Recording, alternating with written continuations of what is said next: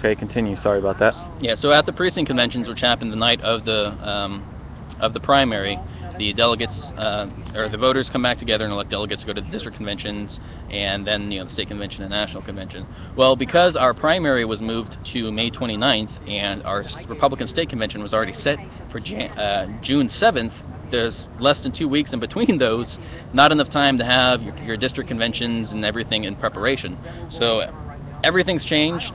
Certain counties are having precinct conventions beforehand. Here in Tarrant County, we already had ours in 2 Mondays ago. In other counties, they're having their precinct conventions alongside with their district conventions, and some counties are not having precinct conventions at all. So it's a huge mess here in Texas. But we have people, and this is all volunteer.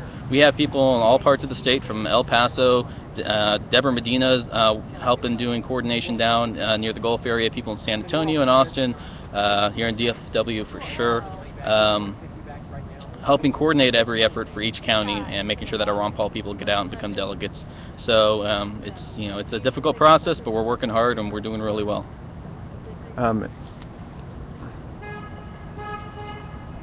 Sorry, I got distracted. Somebody wants to know the most memorable thing that Paul said tonight, in your opinion.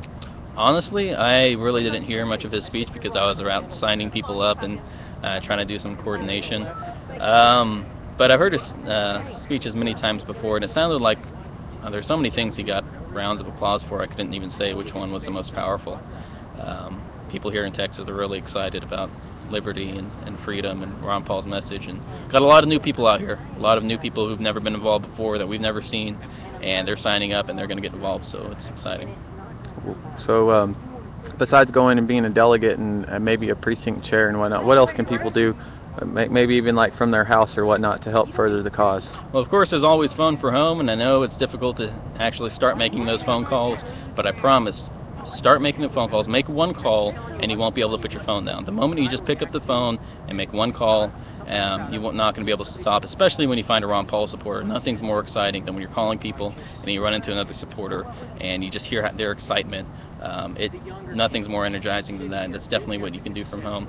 Other than that, walk your precinct. If you haven't voted yet in whatever state you're in, go out, knock the doors in your precinct. You can go to your county auditor's office and buy a CD with all the registered voters, Republicans and Independents and Democrats, in your precinct for about $1 to $10, maybe $20, depends on certain counties.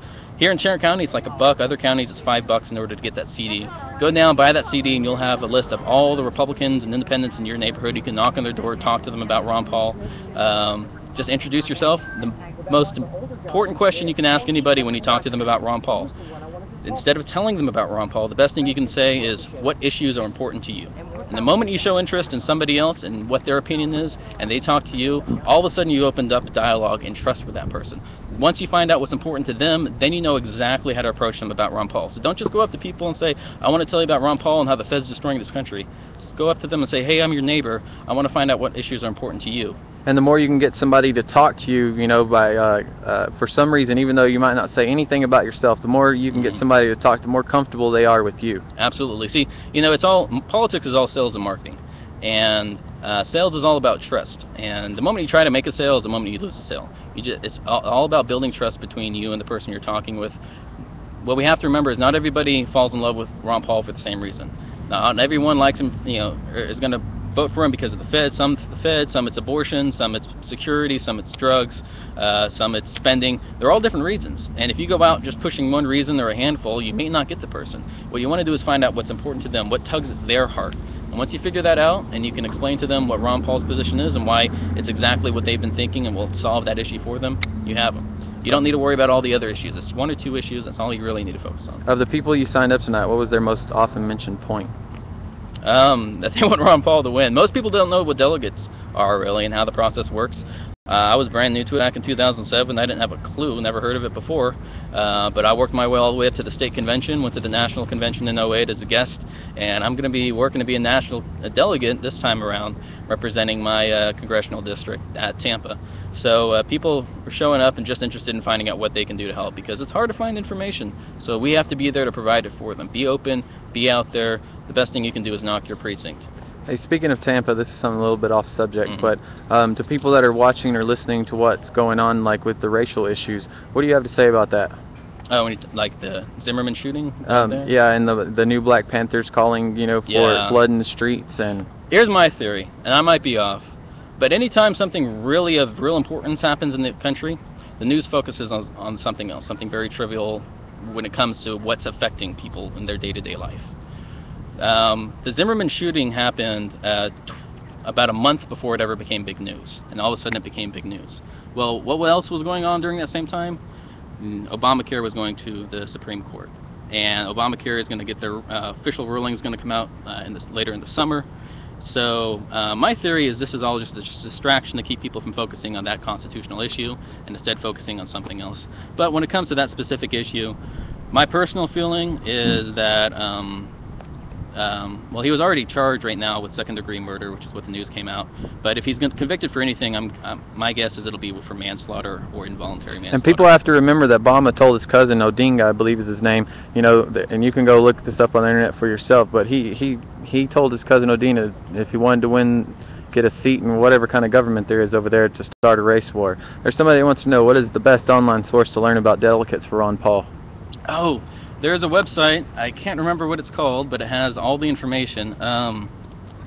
If you Google delegates Ron Paul, go to dailypaul.com and search that, you'll find a link to the website. I cannot remember what it's called for the life of me, but it has information for every single state.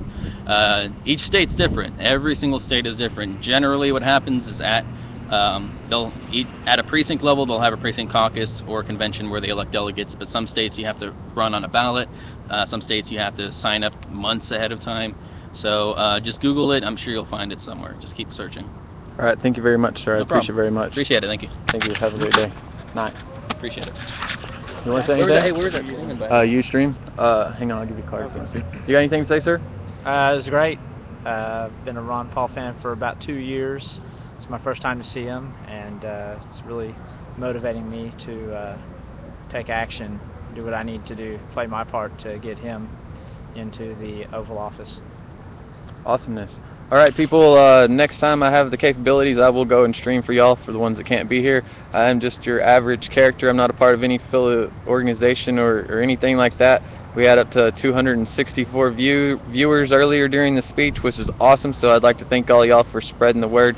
And next time I can do this, I'll be free to do it. People were asking me what kind of battery I had. I have these little things you can't see it, but you can buy them at like REI or Cabela's. They have a USB port on them. You can put AA batteries in them, rechargeable ones or whatnot. It's called Gold Zero. They run about $38 without batteries and $48 with batteries. So all you got to do is change the batteries out. I have an Esteem phone, Metro PCS, so the video and everything, it's only $60 a month.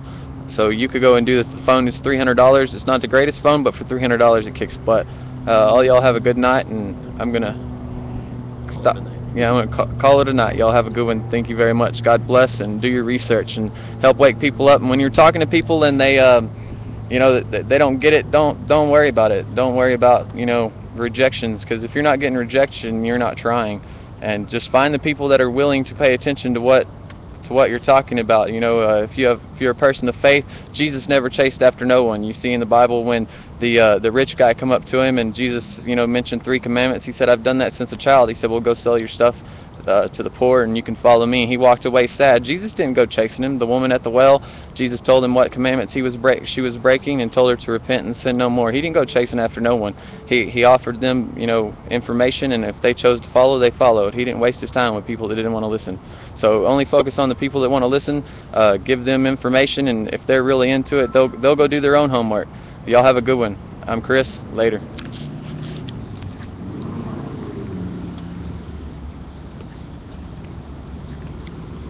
Hey, Ron Paul banner guy, email me at handymanchris80@gmail.com. I would like to talk to you.